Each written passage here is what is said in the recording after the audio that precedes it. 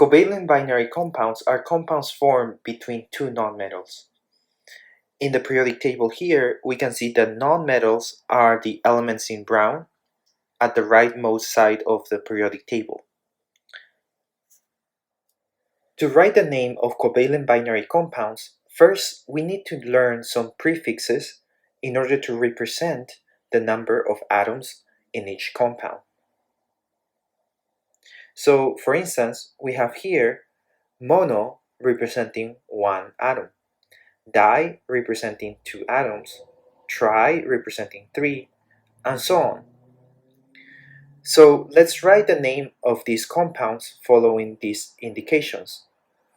The first thing to do is to write the name of the first element, and then this is followed by the name of the second element with a suffix "ide" at the end of the name. We also need to write prefixes to the first element's name and the second element's name. But we never use mono for the first element. As an example, here we have nitrogen and oxygen. So there is only one nitrogen atom. So because it's the first element, we do not write mono, but we write nitrogen. And then we have one atom of oxygen. Because it's the second element, we do write mono to begin. Then we write the root of the element, in this case oxy,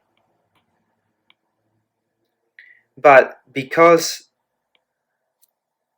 we need these to end in "ide", this takes the name of monoxide. So prefix mono for one and the suffix "ide". So it reads nitrogen monoxide. For the second example, we have phosphorus, and there is only one. And then we have three atoms of chlorine.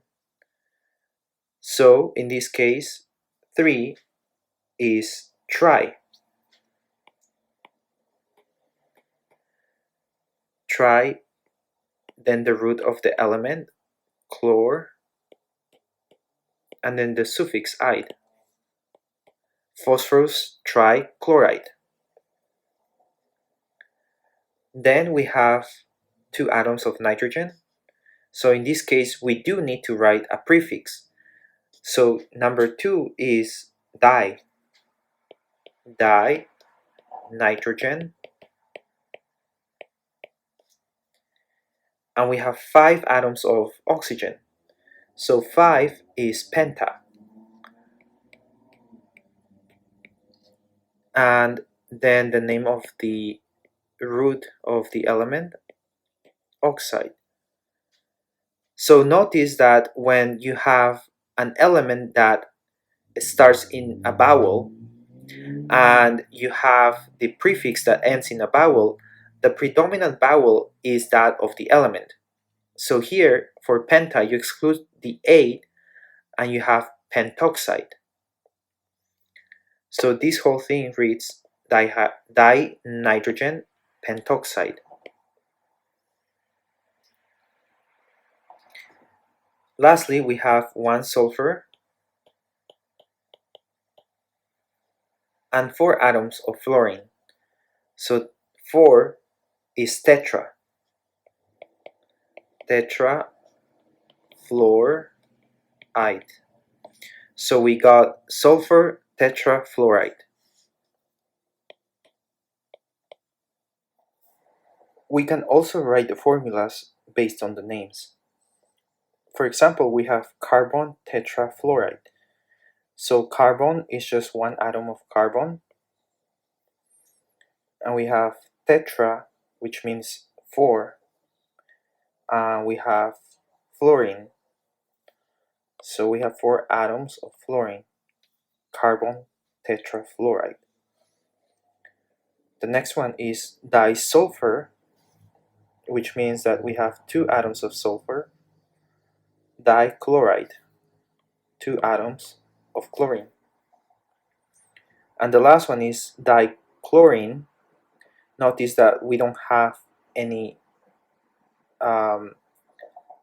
suffix ending in "ide", it's just the regular name for the first element, dichlorine.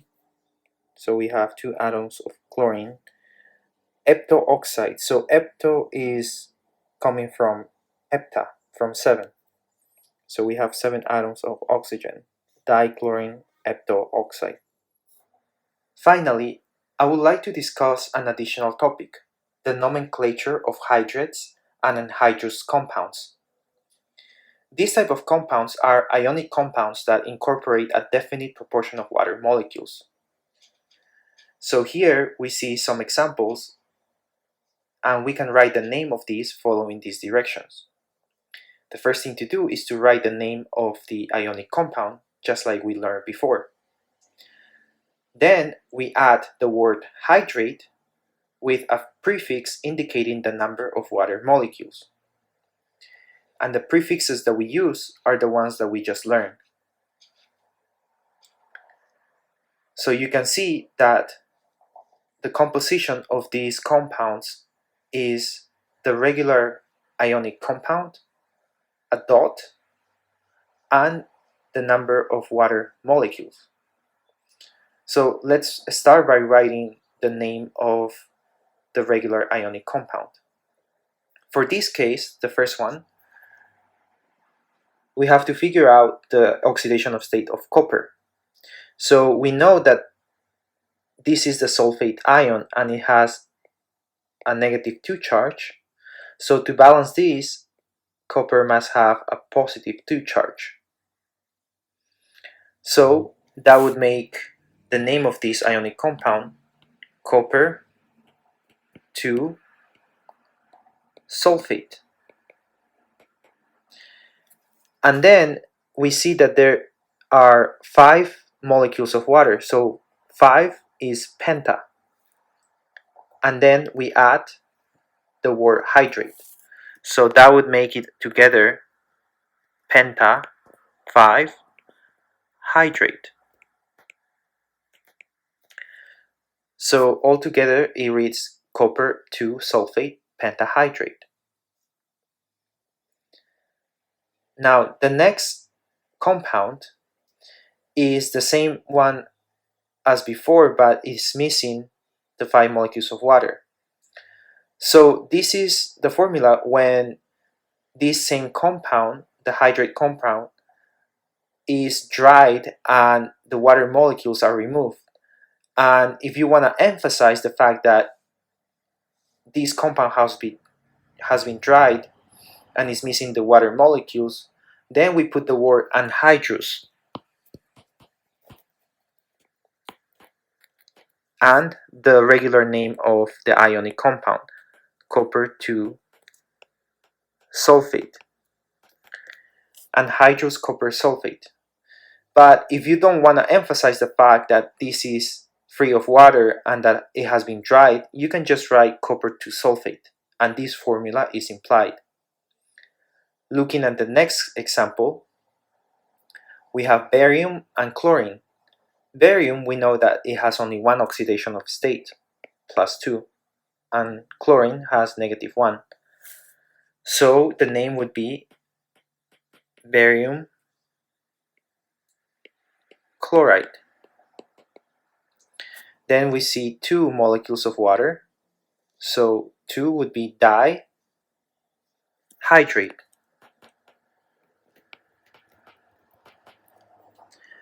Barium chloride dihydrate.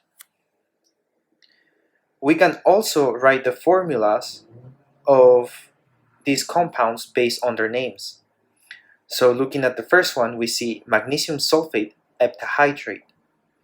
So magnesium has one oxidation of state, 2+, and the sulfate ion, we know that is 2-. So if we cross the charges, we get magnesium sulfate, and hepta means 7. Anhydrate is water, so we put a dot, 7 water molecules, H2O. And this is the formula of magnesium sulfate heptahydrate. Now the last example is iron 2 sulfate. So we got iron and is given that is 2 plus by the Roman numeral, and sulfate is 2 minus. We cross the charges and we get iron sulfate, and hexa is 6 molecules of water. Iron 2 sulfate hexahydrate. Try these problems yourself.